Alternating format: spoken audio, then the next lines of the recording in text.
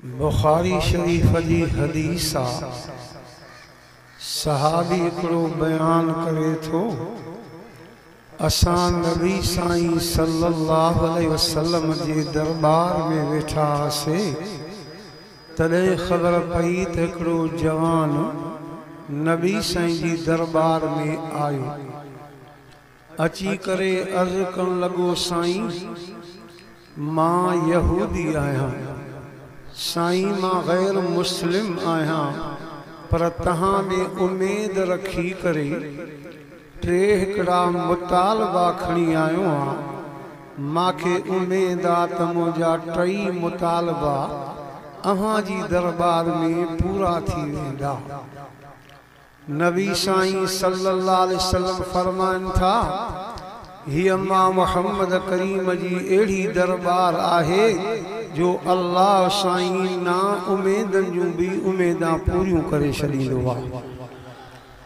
ॿुधा कहिड़ा मुतालबा खणी आयो आहियां चएसि पहिरियों इहो मुतालबो आहे त मां सॼी ज़िंदगी प्यादल सफ़र कयो आहे हाणे साईं मां प्यादल सफ़र नथो करे सघां तहां ॾे मुतालबो खणी आयो आहियां त मांखे का सवारी ॾियो उन ते चढ़ी करे मां सफ़र कयां। पैगंबर करीम सल्लल्लाहु अलैहि वसल्लम सहाबा किराम खे फरमायो पाण फरमायूं आहे त यहूदी आहे त गैर मुस्लिम पर मां मुहम्मद में उम्मीद रखी आयो आहे।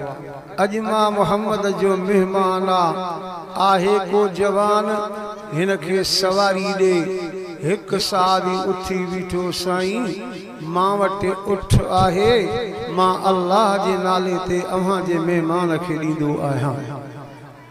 पहिरियों मुतालबो पूरो थियो ॿियो मुतालबो कर चए साईं लटा पुराणा आहिनि मांखे लटा बि नवां ॾियो। वरी नबी से ऐलान फरमायो आहे को जवान हिन मुंहिंजे महिमान खे नवां लटा ॾे हिकु साहबी उथी बीठो साईं मां नओं जोड़ो कपिड़नि जो ठहिरायो अथमि अञा पातो बि कोन्हे को पर मां अल्लाह जे नाले ते अव्हां जे महिमान खे ॾींदो आहियां। ॿियो मुतालबो पूरो थियो टियों मुतालबो कर चएसि बुख लॻी आहे मानी खारायो। छा चई अबा बुख लॻी आहे मानी खारायो। नबी से ऐलान फरमायो आहे को जवान हिन मुंहिंजे महिमान खे मानी खाराई को बि सहाबी न उथियो छो त गुरबत ही मिसकीनी ही। सलमान फारसी नबी से जो सहाबी उथी बीठो। सलमान फारसी अबा नबी से जो जलील क़दर सहाबी आहे जंहिं कलमे पढ़ण खां पोइ वॾा ॾुख ॾिठा हुआ ऐं यादि रखो कलमे पढ़ण खां पोइ ॾुख ईंदा आहिनि। हिकिड़ा वरी चवंदा आहिनि ॾुख छो थो अचे अबा कलमे पढ़ण वारे खे अल्लाह ॾुख ॾेई गुनाह मेटींदो आहे। हतां की रिवायत में ईअं बि ईंदो आहे कंहिं माण्हूअ जा सॼे खीसे में पैसा पिया आहिनि भुली करे खॿे खीसे में ॻोल्हियईं। नबी साईं फरमाइनि था इहा तकलीफ़ बाने खे पोती अल्लाह 3 महीननि जा सगीरा गुनाह माफ़ थो करे छॾे।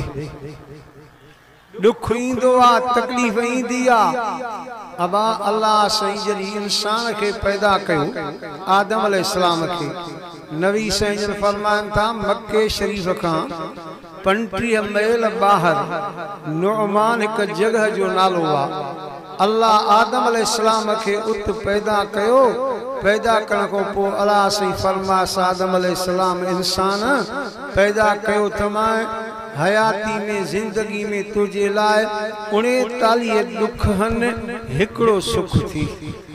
घणा ॾुख हुआ 39 ॾुख ऐं उन ॾुखनि जे बावजूदु कलमे ते रहण बाने जो कमु आहे। रब क़ुरान में वाइदो कयो आहे उन खां राज़ी थियण मां अल्लाह जो कमु आहे। इहा ॻाल्हि मां पंहिंजी नथो कयां अल्लाह क़ुरान पाक में बि सम्झाई कंहिंजा ते लफ़्ज़ बयान कंदे फरमाइन्नल्लज़ीना क़ालू रब्बुनल्लाहु सुम्मा इस्तक़ामू ثم استقاموا تتنزل عليهم الملائكة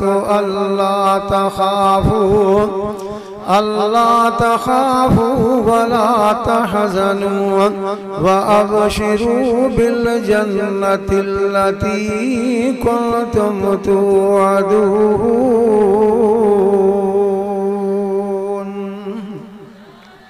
زور سات سبحان اللہ سبئی آیا ہو ثواب جیلا چو انشاءاللہ ثواب ملندو چو زور سات چو انشاءاللہ چو اللہ جے قرآن میں ثواب ہی ثواب چو اللہ جے قرآن میں رحمت ہی رحمت اللہ فرماتو جے چو اساں جو رب اللہ کلمو پڑھیں دکھ بیندس تکلیف بھی ان کلمے تے دکھن جے باوجود مضبوط رہن بانے جو کما رحمت جا ملاک موکلے وری ان کھان راضی تھن ماں اللہ جو کما. हाणे मार्ग कयां सलमान फासी उथी बीठो साईं मां तव्हांखे अहिड़े घर जो ॾस ॾियां जो हे महिमान हलंदो न बुखियो न मोटंदो मानी खाई मोटंदो.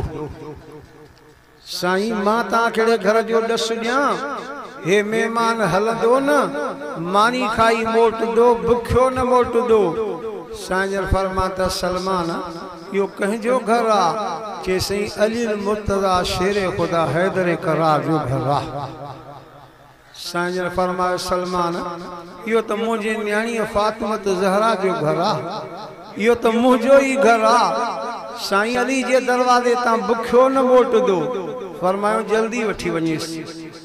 हज़रत सलमान चे तो मां महिमान खे वरितो सिधो अली साईं जे दरवाजे ते आयुसि. अली साईं घर में मौजूद न हा मां दरवाज़ो खड़कायो. अम्मा फातिमत ज़हरा रज़ी अल्लाह ताला अन्हा फरमाती मन दक़ल बाब ओ दरवाजे खे खड़काइण वारा केरु आहिनि.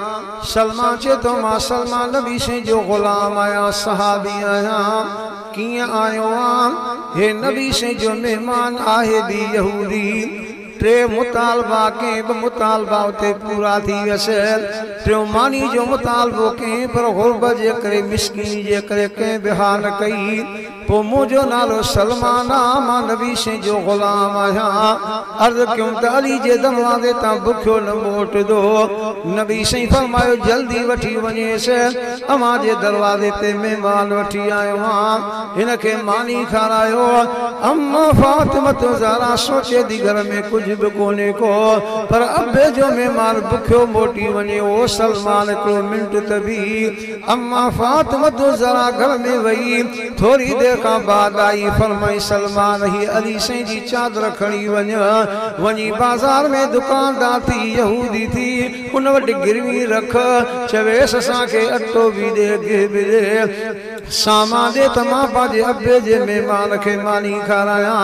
हज़रत सलमान चे तो मां मेहमान के वतो सिधो बाजार में आयमा.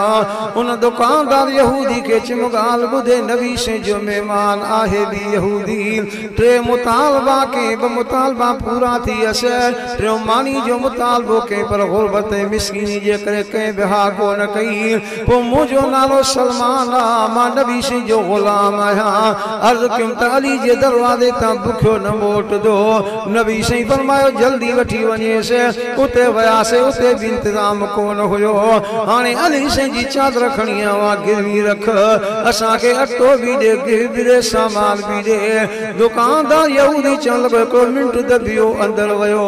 असां चयोसीं वयो आहे सामान खणी ईंदो वयो त वॾो हिकिड़ो किताब खणी आयो खोले करे चवण लॻो हे किताब ॾिसो था हिन जो नालो तौरात आहे असांजे मूसा नबी ते नाज़िल थियल आहे पर हिन जे नसीबे ते इहा सॼी ॻाल्हि लिखी पई आहे त आख़िरी नबी मोहम्मद करीम सल्लल्लाहु अलैहि वसल्लम मेहमान ईंदो हूंदो बि यहूदी टे मुतालबा कंदो ब मुतालबा पूरा थी वेंदसि टियों मानी जो मुतालबो कंदो पूरो न थींदसि गुरबत जे करे सलमान नाले गुलाम थी बीहंदो अली जे दरवाज़े तां बुखियो न मोटंदो ओॾे वेंदा उते बि इंतज़ाम न हूंदो पोइ अली साईं जी चादर जी बाज़ार में गिरवी रखी वेंदी हे त सॼी ॻाल्हि अॻे ई तौरेत में लिखी पई आहे हाणे मां बि यहूदी ऐं हे महिमान बि यहूदी आहे असां ॿिन्ही खे नबी साईं जी दरबार में वठी हल ॿई अची करे कलमो पढ़ी मुसलमान थींदा आहिनि।